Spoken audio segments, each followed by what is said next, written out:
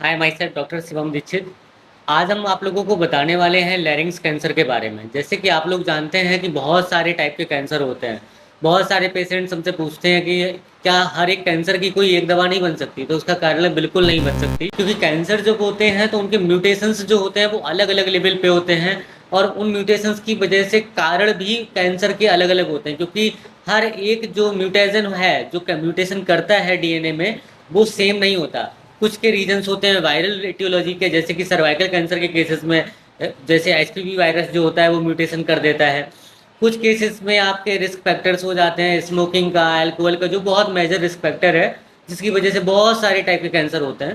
तो उन्हीं में से एक टाइप है लैरिंग्स कैंसर का। लैरिंग्स कैंसर में क्या है कि वोकल कॉर्ड का कैंसर होता है। तो सबसे पहले आपको लैरिंग्स कैंसर के केसेस के में आपको ध्यान रखना है कि सिम्टम्स क्या आते हैं। सिम्टम्स के हिसाब से आपको ये एनालाइज करना है कि किसी पेशेंट के अगर 2 हफ्ते से ज़्यादा टाइम से आवाज़ में बदलाव है, क्योंकि 2 हफ्ते से कम में तो काफ़ी बार हमें लगता है कि हो सकता है रनिंग नोज हो, या फिर कोई वायरल इन्फेक्शन हो गया हो जिसकी वजह से गला बैठ गया है, ठंडा पानी पी लिया था, XYZ बहुत सारे रीजंस लोग देते हैं इंडियन कम्युनिटीज में स्पेशली।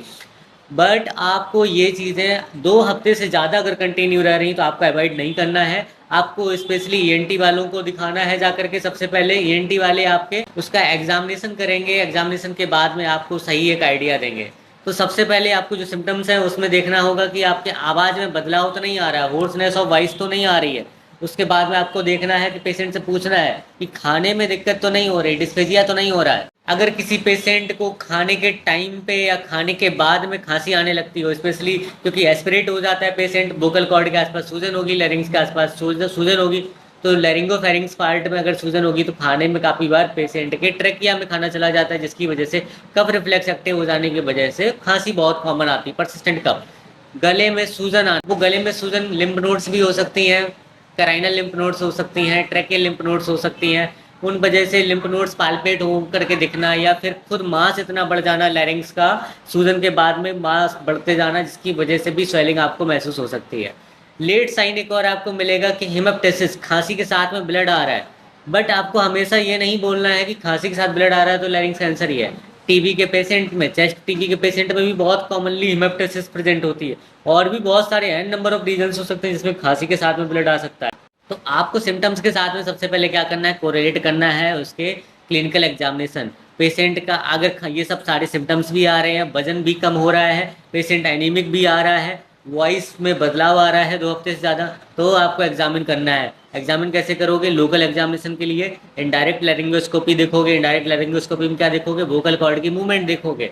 वोकल कॉर्ड की मूवमेंट के अलावा क्या देखोगे? उसमें ग्रोथ तो नहीं हुई है, अल्सरेशन हुई है या ग्रोथ हुई है। सबसे कॉमन जो कैंसर होता है जो लिपोप्लेकिया वगैरह के बाद में आना स्टार्ट होता है, वो कौन सा होता है? Squamous cell carcinoma. और स्क्वैमस सेल कार्सिनोमा का सबसे कॉमन जो रिस्क फैक्टर होता है वो क्या होता है? स्मोकिंग और अल्कोहल। ये सिंक्रोनाइज इफेक्ट होता है, सिनर्जिस्टिक इफेक्ट होता है, जिसकी वजह से ये बहुत कॉमनली होता है। अब आपके ईएनटी वाले डॉक्टर साहब ने जब एक बार देख लिया, उन्होंने सब एग्जामिन कर लिया, एग्जामिन करने के बाद में अब आपका मोस्ट लाइकली क्या रीजन होगा? Squamous cell carcinoma. Squamous cell carcinoma होगा तो हिस्टोपैथोलॉजी में क्या फाइंडिंग मिलेगी? तो केराटिन पर्ल अपीयरेंस दिखेगा, उसमें इंटरसेलुलर ब्रिजेस दिखेंगे। और कैंसर एक दिन में नहीं बन जाता। सबसे पहले क्या होता है? डिस्प्लेजिया। डिस्प्लेजिया की अलग कैटेगरी होती है, mild dysplasia, moderate dysplasia, severe dysplasia. उसके बाद क्या होता है? कार्सिनोमा। कार्सिनोमा इन सीटू, मतलब लैरिंग्स कैंसर अंदर ही अंदर होगा। उसके बाद क्या होगा? इन्वेजिव कार्सिनोमा, मतलब वोकल कॉर्ड के आसपास भी चीजें आना स्टार्ट हो जाएंगी।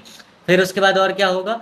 डिफरेंशिएशन होगा। डिफरेंशिएशन चेक करना होगा, कैसा कैसा टाइप का कैंसर, वेल डिफरेंशिएटेड है, मॉडरेट डिफरेंशिएशन है, पुअर डिफरेंशिएशन। करने के लिए आप क्या करोगे? सीटी स्कैन कराओगे, एमआरआई कराओगे, ट्यूमर का साइज एक्सटेंट ये देखने के लिए, कार्टिलेज इन्वेजन देखने के लिए सीटी करोगे, सॉफ्ट टिश्यू अगर आपको देखना है तो एमआरआई कराओगे, डिस्टेंट एक्सटेंशन देखना है तो क्या कराओगे? पैट सीटी कराओगे। याद रखिए, अगर जल्दी कैंसर का डिटेक्शन हो जाता है तो जल्दी पूरा इलाज संभव है, लेट होने पे कुछ भी नहीं मिलता। Thanks for watching. Please don't forget to share to your friends and family members. This is for the awareness video.